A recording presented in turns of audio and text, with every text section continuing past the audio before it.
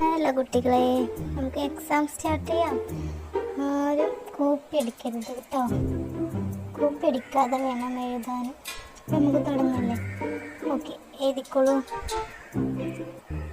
എന്താണ് ഇവിടെ മുന്നിൽ? ഓക്കെ, ഇതിട്ട് പറഞ്ഞതല്ലേ? ഇനി ഒരു വാണിംഗ് ഒന്നും ഉണ്ടായിരിക്കുന്നതല്ല കേട്ടോ. വേഗം എഴുതിക്കോളൂ.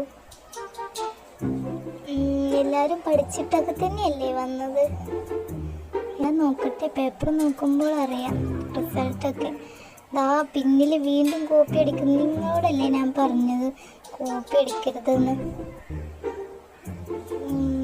എഴുതിക്കോളൂ.